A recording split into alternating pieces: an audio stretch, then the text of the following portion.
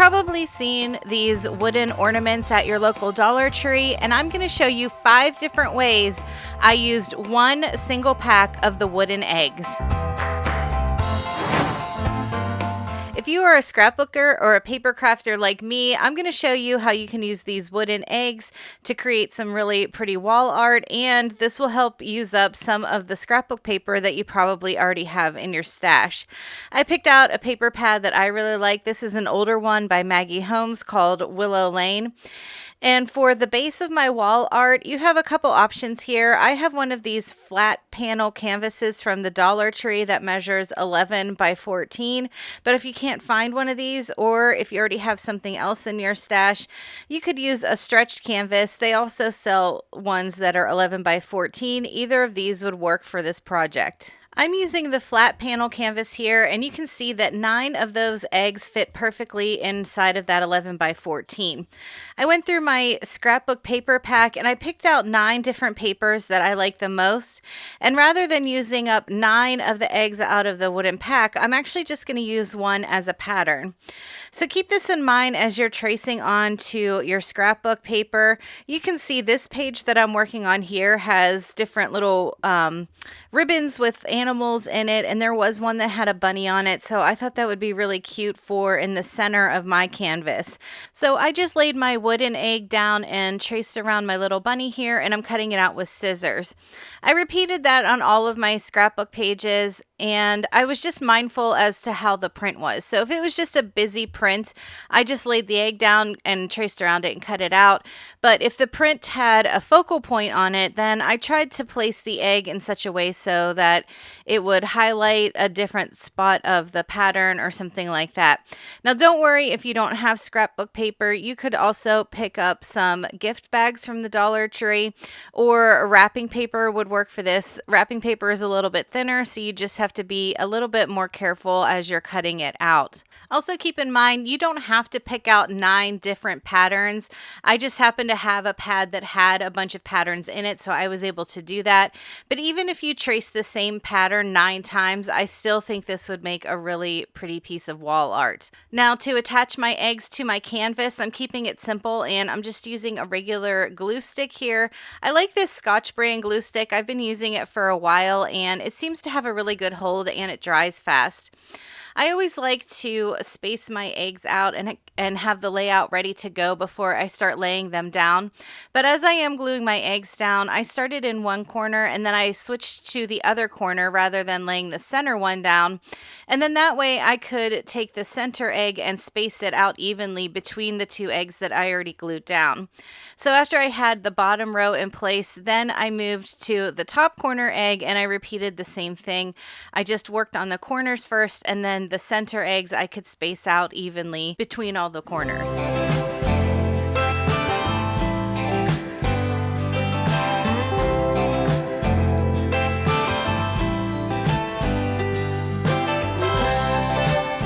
I still have a lot of scrapbook paper left over. I wanted to create a garland to go across the front of the side table that's in my living room.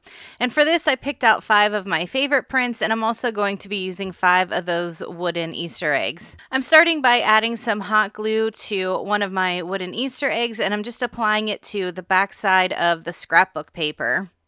Then I'm cutting around just to get some of the excess off. And there's a couple different ways you can do this to cut out your Easter egg. I like to use a sanding block because I like the rough finish it gives the edges. I think it takes the paper off really cleanly, but it adds just a bit of distressing to the edges, which I really like. If that's not really your style, you could just cut around the egg with a utility knife or even with just a pair of scissors. Also keep in mind, I'm only using 5 of the wooden Easter eggs for this because when I spaced it out, that was a good length for the table that I'm putting this on. But if you have a fireplace mantle or something, you could make this as long or as short as you want.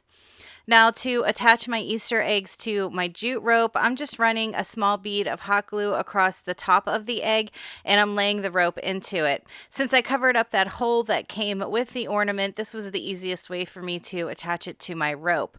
I also wanted to add a second element to my garland. So after I had some of the eggs spaced out on my rope, I had cut down a few pieces of lace that I already had on hand, and I'm just adding those in between each of my eggs, just looping it over and pulling the tails through the loop that I had created.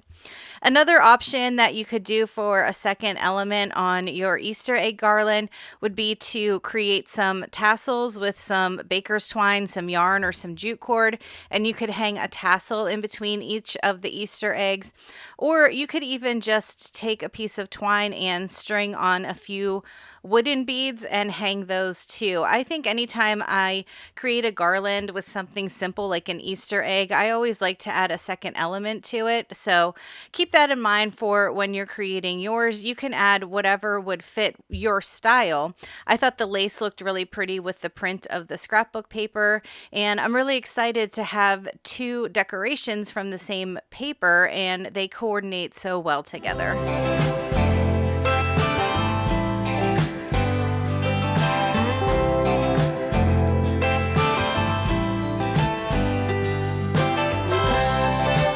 I'm going to be using 4 of these wooden Easter eggs to create a little shelf sitter for a mantle or a bookshelf. I'm also going to be using some of the tumbling tower blocks from the Dollar Tree. I also have this pack of little bunny butts that I got at the Dollar Tree, and I used my Cricut to spell out the word hop. I'm using the tumbling tower blocks to create a base to lean my eggs up against. So if you have a piece of scrap wood laying around, you could use that instead, but I didn't have anything on hand that was the right size, so that's why I'm using the tumbling tower blocks. I'm just using hot glue to connect my blocks together, and you can see I have a T-square here. This just helps me line everything up better.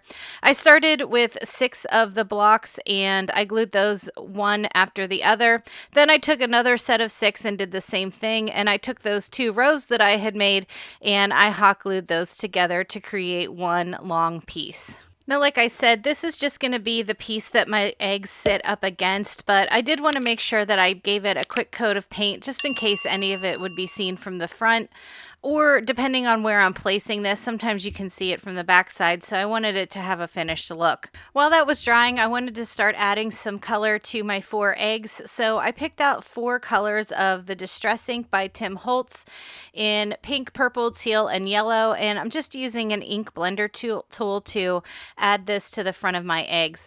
I like to use these inks on these wooden type of ornaments because it still allows some of the wood grain to show through, and it gives a really soft look, but you could also paint these instead if that works better for your style. Now, a lot of times whenever I use these Distress inks by Tim Holtz, I get questions about the container that they have to keep them all organized. And I also sometimes get questions about the ink blending tools that I use.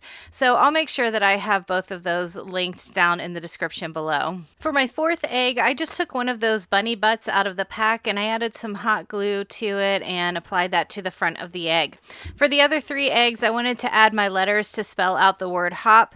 Now, I wasn't very patient here. I didn't let the ink dry enough, and so I was having trouble getting my letters to stick. So just make sure you let that ink or paint dry, whatever you're choosing to use, before you add your letters or your stickers to the fronts of your eggs. If you were going to paint these eggs, you could fill the holes in at the top before you started painting, but I knew I wanted to use ink on mine, and filling in the holes, it wouldn't have blended it in. So in order to cover up that hole, I'm just using some sticky back pearls that I already had on hand.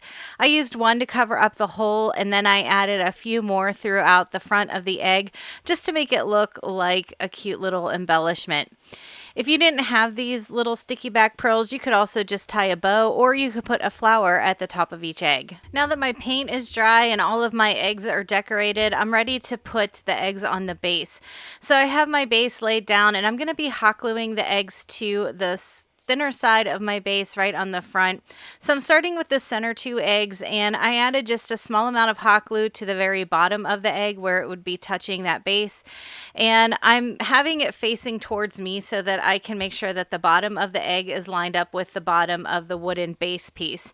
After I had those 2 center eggs in place, then I worked my way out to each of the ends, and I used some hot glue again just to make sure that I could get my eggs right up against the base piece. And once I had all 4 eggs in place, I flipped everything around and I added more hot glue where the eggs connected to that wooden base to add a little extra security.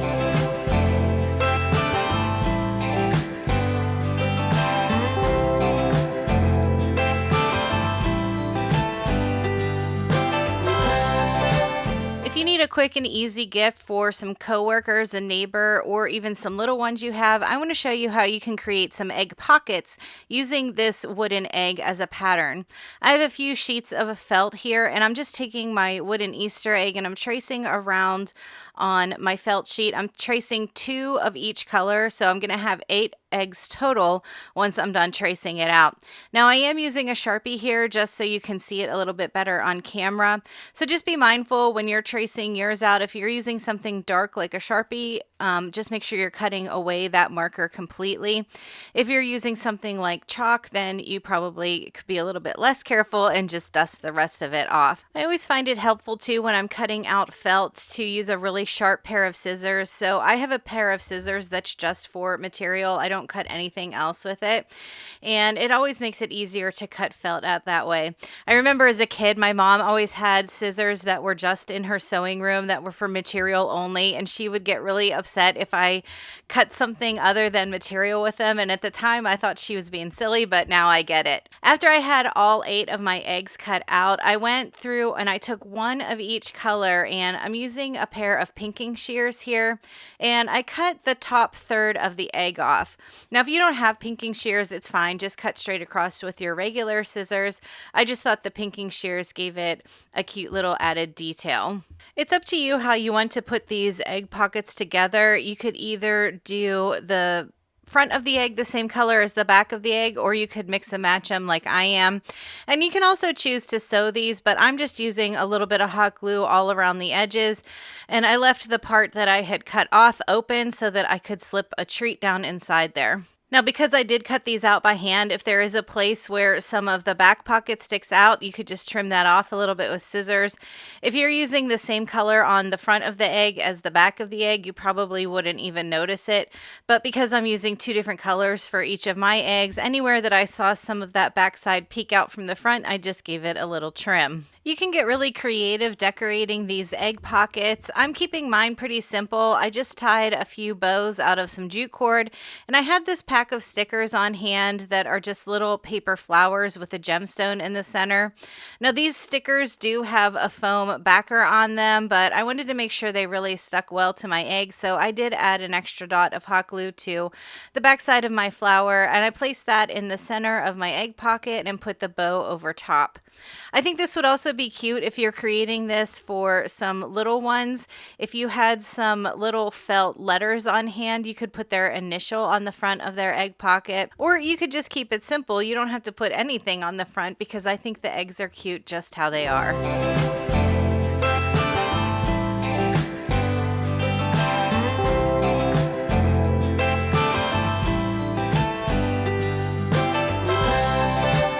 Have 1 wooden egg left out of a pack of 10, so I gathered up some wood beads, some twine, and some pieces of greenery so that I could create a small wood bead garland. I already have a lot of color in my Easter decorations, so I thought I would keep this piece a little more neutral. I'm using the Antique Wax by Waverly, and I'm applying it with a wet wipe on the front and the back side. Then I got to work decorating my egg. I have some lace here, and I'm just wrapping it around the center of my egg. I added a few pieces of greenery and a little jute bow. Now keep in mind, I am doing this as more of a neutral piece, but you could make this any color that you want. I think it would look really cute if you painted it a super bright color and added a really big flower in the center too. I cut a length of baker's twine and I folded it in half. Then I took that folded end and I fished it through the hole at the top of my eggs. And then I took the 2 tails and brought it through that loop so that it was secure on the end of my twine. I have two different sizes of wooden beads here, so I'm just stringing on a pattern that I liked.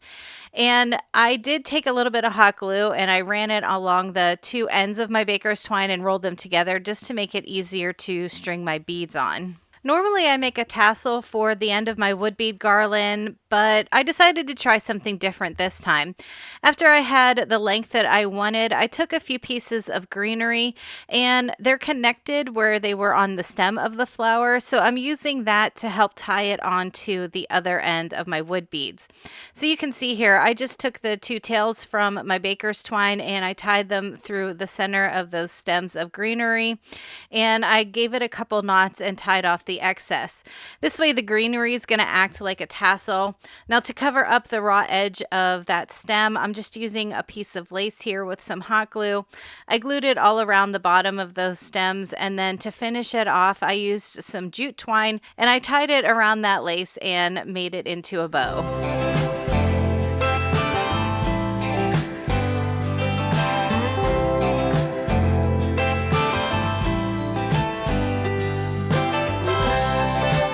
So much for coming to hang out in the craft room with me again today. If you haven't already, make sure you're subscribed so you don't miss any of my future videos. I hope you have a great week, and I'll talk to you in the next one.